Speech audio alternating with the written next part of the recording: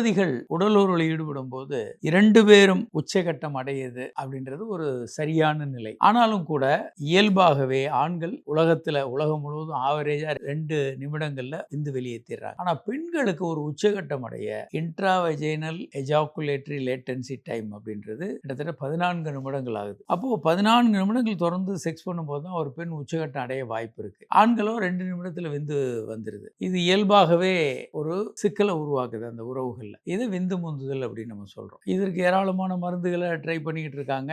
இப்போ சமீபத்துல நவீன மருந்துகள் இருக்கு. டெபாக்சிட்டின் போன்ற மருந்துகள் 2010 கண்டுபிடிச்சிருக்காங்க. அது ஓரளவுக்கு எஃபெக்டிவா இருக்கு. அதுக்கு முன்னால சில மருந்துகள் இருந்தது. இப்போ லேட்டஸ்டா விந்து முந்துதலுக்கு பினைல் நர்வ் ஸ்டிமுலேஷன் என்ற டெக்னிக்கை நாங்க கையாளுறோம். ஒரு கருவியை வச்சு ஆணுறுப்பினுடைய நரம்புகளை பலப்படுத்திடுறது. இப்படி பலப்படுத்துறதுனால விந்து சீக்கிரம் வராது. சில நேரங்களில் இதையும் மாத்திரைகளையும் சேர்த்து அவங்க எடுத்துக்கும் போது நீண்ட நேரம் அவங்க உறவு கொள்ள முடியும். இது ஒரு பக்கம். விந்து முந்துதலுக்கு வேற என்னென்னலாம் பண்ணலாம்னா சில பொசிஷன்ஸ் உபயோகமா இருக்கும். ஆண் கீழே படுத்துக்கிட்டு பெண் மேல இருந்து செக்ஸ் பண்ணலாம். அப்போ விந்து சீக்கிரம் வராது. அல்லது நீங்க நேரடியாக செக்ஸ்ல ஈடுபடுறீங்க, ஆணுக்கு விந்து வந்துடுது. ஆணுக்கு ஒரு குறைபாடு இல்லை. இப்போ பிரச்சனை வந்து பெண்ணுக்கு தான். அவங்க உச்சகட்டம் அடையாமல் இருக்கிறது. ஸோ நீங்க வந்து கிளைட்டோரஸ் போன்ற உறுப்புகளை நாக்கு வச்சு விரல் வச்சு தூண்டி அந்த பெண் உச்சகட்டம் அடைகிற வரைக்கும் கொண்டு போய் அவங்களும் உச்சகட்டம் அடைஞ்சிட்டாங்கன்னா முடிஞ்சு போச்சு. அதனால பெண் திருப்தி அடையணும்.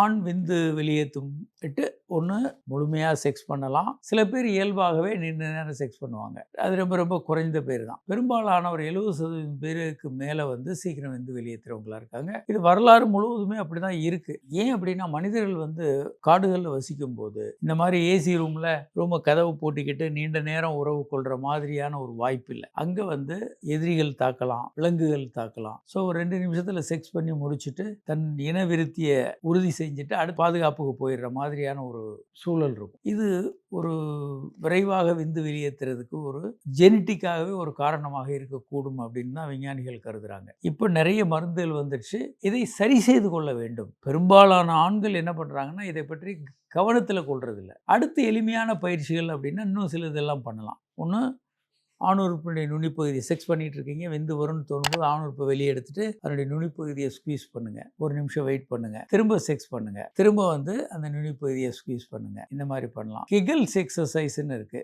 ஆசனவாய் பகுதியை சுருக்கி விரித்து பலப்படுத்தும் போது விந்து வர்றது வந்து ஸ்லோ ஆகும். இந்த மாதிரி பல்வேறு பயிற்சிகளை பண்றதுனால ஒரு நல்ல கண்ட்ரோல் வர்றதுக்கான வாய்ப்புகள் இருக்கு.